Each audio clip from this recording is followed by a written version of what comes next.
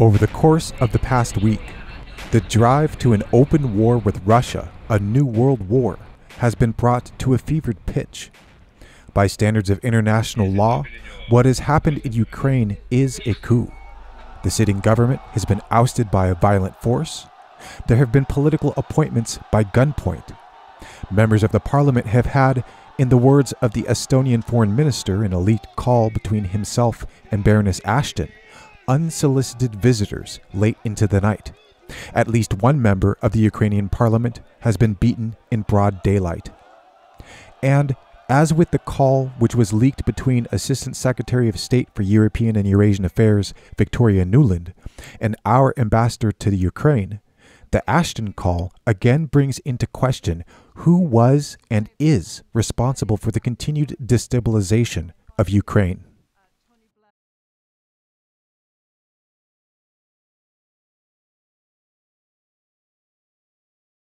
And second, what was quite disturbing, the same Olga told that, well, all the evidence shows that people who were killed by snipers from both sides, among policemen and people from the streets, that they were the same snipers killing people from both sides.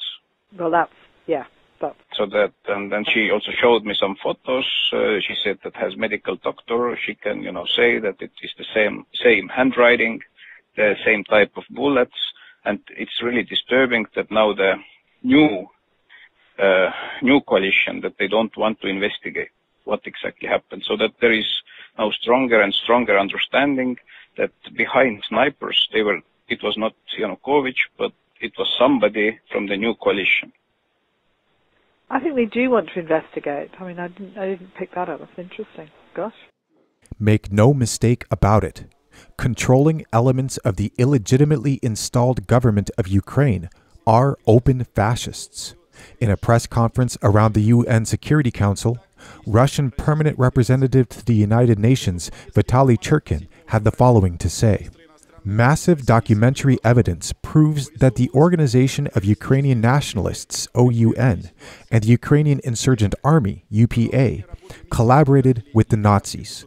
They took part in mass killings of civilians and punitive operations against partisans in Belarus, Ukraine, and Poland.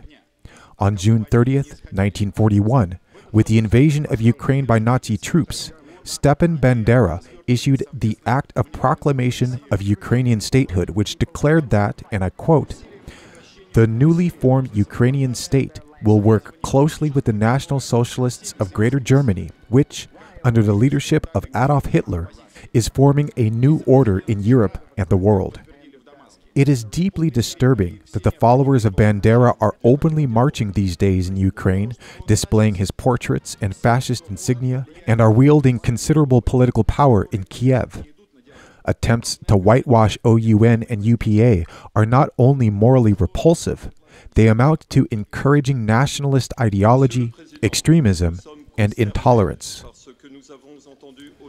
While this illegitimate government has been recognized by the nations of the transatlantic community, Barack Obama has taken this further, using the Russian presence in Crimea, which CIA head John Brennan has, among others, recognized as fully within existing treaty arrangements, using that as leverage to attempt to force Russia into recognizing the illegitimate government, with Secretary Kerry saying, "An invasion of Ukrainian homeland and a Russian government that has chosen aggression and intimidation as a first resort." The contrast really could not be clearer. Determined Ukrainians demonstrating strength through unity, and a Russian government out of excuses, hiding its hand behind falsehoods, intimidation, and provocations. Late in the week, Obama declared the situation in Ukraine to be a national emergency in the United States. issuing an executive order to sanction individuals involved in violating Ukrainian sovereignty, and in a press conference on the order, he pointed the finger directly at Russia. Since the Russian intervention, we've been mobilizing the international community to condemn this violation of international law and to support the people and government of Ukraine. This morning, I signed an executive order that authorizes sanctions on individuals and entities responsible for violating the sovereignty and territorial integrity of Ukraine, or for stealing the assets of the Ukrainian people. In the midst of this escalation of the dynamic of World War, two major superpowers decided to play the LaRouche card through official government media channels. Mr. LaRouche was contacted and issued remarks on Russian television 3 times in the past week. On March 5th, Mr. LaRouche was featured at 9 p.m. on Russia's second-largest television station, Russia 1, where he gave his assessment of the crisis in Ukraine in a 4-minute segment. And in an interview from March 3rd, Mr. LaRouche was asked by a reporter whether the crisis in Ukraine could be considered as part of some greater geostrategic plan. Yes, it is. The point is the Ukraine operation is a setup, and I think everybody in the strategic control in Russia understands that. The idea was to take a former fascist Nazi group inside the Ukraine, which has been built up under NATO and other support in recent times. So we have a coup d'etat in the attempted overthrow of the legitimate government of the Ukraine. Now, this is being run by the British, but we have a British agent as the President of the United States, Barack Obama. But it's a British operation, and the key to it is the fact that the transatlantic region is totally in a breakdown crisis. It is about to blow up through this so-called system they're doing now. So therefore, the timing was to get a war going, to try to intimidate Eurasia into a successive intimidation, and to go all the way with threats.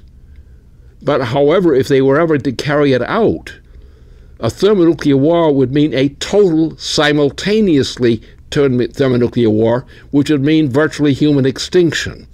So our problem is we have to understand all these categories, understand why the British Empire is pushing for a world thermonuclear war now, when we all know what a thermonuclear war is. A global thermonuclear war is a human extinction experiment. And that's where we are. My concern is to get this President of the United States impeached now. If he were impeached, the hatred of this current president, Barack Obama, would be sufficient to prevent the war from starting. As long as Barack Obama is a dictator inside the United States, but actually a British agent, the danger of thermonuclear war is tremendous.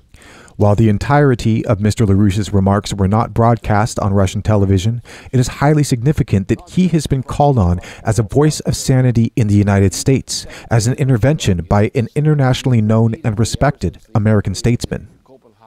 Mr. LaRouche has continued to emphasize that there is not a crisis of Ukraine or of Russia as such. The crisis is the intent by a disintegrating transatlantic system to get a war underway before they lose the capability to do so, and that the most efficient way to prevent this war is to remove Barack Obama from office. Over 70% of the citizens of the United States absolutely hate Obama. Probably 78% hate Obama. So why the hell are the members of Congress refusing to impeach Obama? Because they're getting money from Wall Street to buy them for their election campaigns. So they are a slave mentality. And there are very few members of Congress who are not actually functionally whores. They get paid for their services, which are chiefly forms of prostitution of the most degrading type. That's why they behave the way they do. But it's all a system of prostitution. And the United States is governed by Wall Street money through the buying and selling of members of Congress and other similar kinds of institutions. You know, I think shouldn't we have a law that no member of Congress can be a political prostitute, or a financial prostitute, or a Wall Street whore? No member of Congress can be a practicing Wall Street whore. I think we ought to suggest that as a law.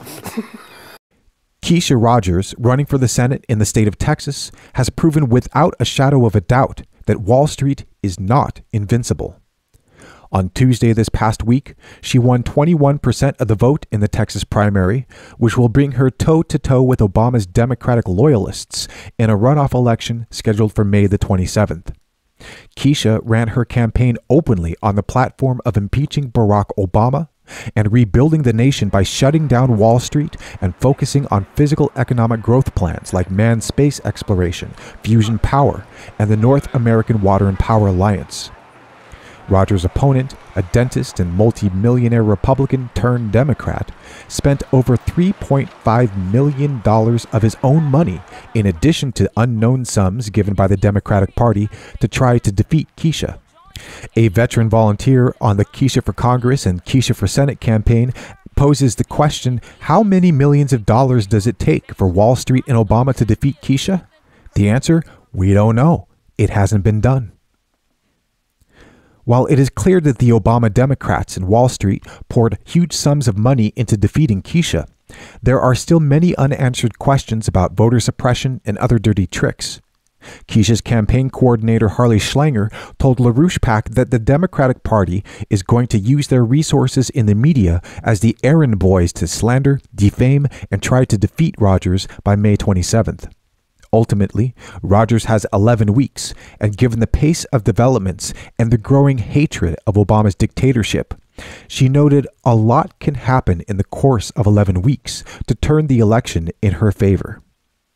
Rogers is currently teaming up with LaRouche Policy Committee member Michael Steger in California for an event to kick off the Steger for Congress campaign. We have been on the ground organizing in Washington, D.C. Your calls into the offices have the utmost importance. Keep them coming in.